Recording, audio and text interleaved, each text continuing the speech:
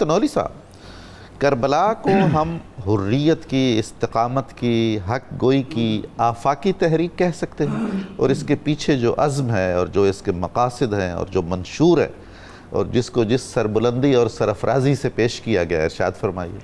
بسم اللہ الرحمن الرحیم۔ ڈاکٹر صاحب بہت شکریہ۔ بلا شبہ جیسے آپ نے ارشاد فرمایا ڈاکٹر صاحب، جن بنیادی ویلیوز کا آپ نے ذکر کیا ہے، حریت فکر ہے، عزم و استقامت ہے، اعلیٰ کلمۃ الحق ہے، اور دین کے غلبے کی بات ہے، دین کو زندہ کرنے کی بات ہے، یہ ساری ویلیوز ہمیں امام پاک کی جد و جہد میں نظر آتی ہیں۔ سبحان اللہ۔ اور تھوڑا اگر ہم غور کریں تو یہ ساری چیزیں آپس میں انٹر کنیکٹڈ ہیں، ان میں سے کوئی چیز دوسرے سے الگ نہیں کی جا سکتی۔ یہ وہ اینٹیں ہیں جو ایک دوسرے کی تقویت کا باعث بنتی ہیں اور ایک فصیل بنتی ہیں۔ بلا شبہ ڈاکٹر صاحب، جب تک حریت فکر نہیں ہوگی تو دین کی بات نہیں ہوگی۔ سبحان اللہ، کیا وہ کہنے ہیں۔ جب تک عزم و استقامت نہیں ہوگی تو حریت فکر کے اندر جان نہیں پڑے گی۔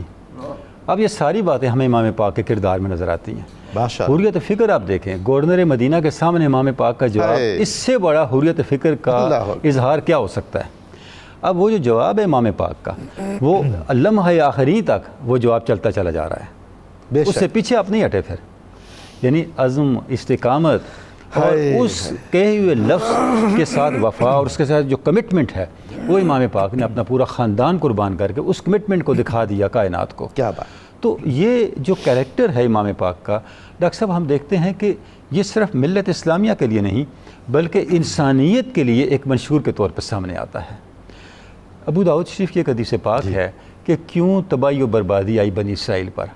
مفہوم حدیث پاک کا یہ ہے کہ اس قوم کے اندر، بنی اسرائیل کے اندر ہوتا یہ تھا، جب کوئی خرابی پیدا ہو جاتی، کوئی عیب آ جاتا، کوئی اخلاقی نقص آ جاتا، تو کچھ لوگ اس کی نشاندہی کرتے کہ آپ ایسا نہ کریں، اصلاح کی بات کرتے، لیکن اگلے دن انہیں بھول جاتا کہ ہم نے تو اسی بات پہ تنقید کی تھی، اسی کا حصہ بن جاتے۔ یعنی کچھ وقت کے لیے تو وہ برائیوں کی نشاندہی کرتے، برائیوں کو دور کرنے کی بات کرتے، لیکن بعد میں ان کے ساتھ سمجھوتا کر لیتے، یعنی اس پر استقامت برقرار نہیں رہتے، اور جب اس کے ساتھ سمجھوتا کر لیتے، ہوتے ہوتے اچھے برے ایک جیسے بنتے چلے گئے۔ نتیجہ کیا نکلا کہ پوری کی پوری سوسائٹی تباہ و برباد ہو گئی۔ اب اس کے اینڈ پہ پھر آپ نے ارشاد فرمایا، اے میری امت، آپ نے یہ کرنا ہے کہ نیکی کا حکم دینا ہے، سبحان اللہ، برائی سے روکنا ہے، اور اس کے ساتھ ساتھ جو لوگ صاحبان اختیار ہوں، جو حق سے ہٹ جائیں، ان کو حق پہ لے کے آنا ہے اور ان کو حق پہ برقرار رکھنے کی کوشش کرنی ہے۔ کیا دین ہے حضور والا، سبحان اللہ۔ یہ حدیث پاک، اس کا کامل اظہار آپ کو اسوہ حسینی میں نظر آتا ہے۔ سبحان اللہ، سبحان اللہ، کیا بات۔ آپ نے برائی جب دیکھی سوسائٹی کے اندر اور جہاں سے برائی پیدا ہو رہی تھی، آپ نے اس کی نشاندہی فرمائی، ان لوگوں کو متنبہ کیا، اور اس کے بعد اس برائی کو ختم کرنے کے لیے اپنی جان تک جو ہے وہ آپ نے قربان کر دی۔ اور آپ کمال دیکھیں ڈاکٹر صاحب، احتیاط یہ ہے کہ آپ نے اس پوری جد و جہد میں، چونکہ اس میں سوسائٹی کا ایک فرد شامل نہیں تھا، کوئی طبقہ نہیں تھا، بلکہ براہ راست اقتدار کے سرچشمے اس میں انوالو تھے، آپ نے اس پوری جد و جہد میں شائبہ تک نہیں آنے دیا کہ آپ خود اقتدار کے مدعی ہیں۔ کیا بات۔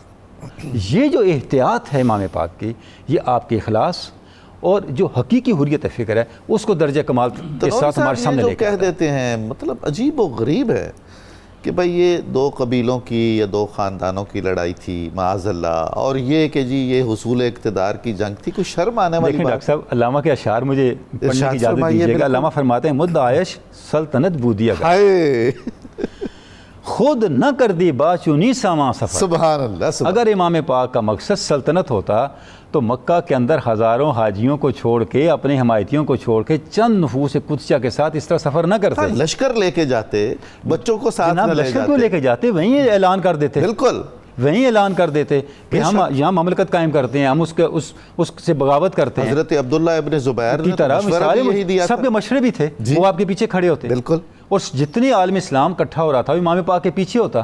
آپ نے ایسا نہیں کیا۔ دشمنا چون ریگ صحرا لاتا ہود دوستان او با یزدہ ہم عدد۔ سبحان اللہ۔ یعنی آپ دیکھیں کہ آپ یہ تو تقابل تو کریں، بالکل، یعنی اس کو اقتدار کی جنگ کہنے سے پہلے، ذاتی مفادات کی جنگ کہنے سے پہلے یہ تو دیکھیں جو دو لشکر آمنے سامنے کھڑے ہیں ان کی تعداد کیا ہے، ان کا تقابل کیا ہے، ان کے عزائم کیا ہیں۔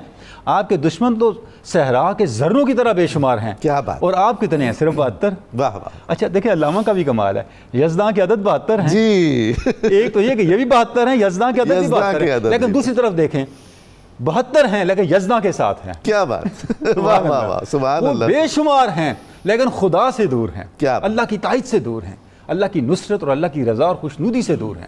تو علامہ نے بھی ایک مصرے میں بہت کچھ کہہ دیا. تو ڈاکٹر صاحب اقتدار کے لیے اس طرح جنگیں نہیں لڑی جاتی جس میں امام پاک چلے ہیں. واہ واہ. برادریوں کی اور خاندانی تعصبات کی جنگیں اور اناؤں کی جنگیں اور ذاتیات کی جنگیں اس طرح نہیں لڑی جاتی. یہ تو للہ فی اللہ. سبحان اللہ. امام پاک تو پوری امت کو متوجہ کر رہے ہیں.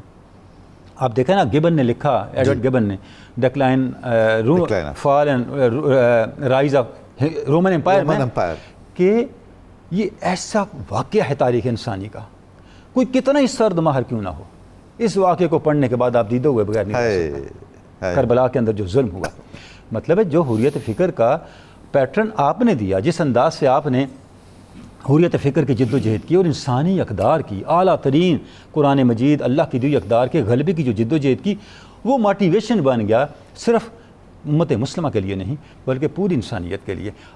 جہاں کہیں انسانی شعور سلامت روی کے ساتھ سوچے گا, اس کے سامنے آئیڈیل حسین ہوں گے. تنوری صاحب ایک جملے میں فرمائیے گا, ہم نوجوانوں کو یہ کہہ سکتے ہیں کہ اگر آپ نے شان رسالت سمجھنی ہے, آداب رسالت سمجھنے ہیں اور مقام اہل بیت جاننا ہے تو فکر اقبال سے رجوع کریں. ڈاکٹر صاحب بالکل بڑی پیاری بات آپ نے ارشاد فرمائی. ڈاکٹر صاحب ابھی آپ نے اپنی گفتگو میں بھی فرمایا تھا کہ علامہ کی فکر بھی یہی ہے اور وصیت بھی یہی ہے. کیا بات. فکر, اور یہی وجہ ہے کہ جب 10 محرم آتا تھا, ڈاکٹر جاوید اقبال صاحب یہ جو سر حادثہ کربلا ہے سارے گھر والوں کو بٹھا کے پڑھتے تھے, اللہ اکبر, اور سارے روتے تھے. ظاہر ہے ڈاکٹر صاحب کا پڑھنا اور علامہ کے اشعار عام لوگ شاید اس کا تصور بھی نہ کر سکیں. ڈاکٹر صاحب کی شخصیت کو دیکھ کے یہ نہیں ذہن میں آتا, لیکن دیکھیں وہ جو بلڈ کے ساتھ چیز چلی اور جو علامہ نے وصیت کی, وہ پڑھتے تھے اس نظم کو جس کے اشعار آج ہم پڑھ رہے ہیں. تو اقبال ہمیں ایک شعور دیتے ہیں, وہ شعور جو ہمیں دین کی حرمت اور آپ کے مقام کے قریب کرتا ہے.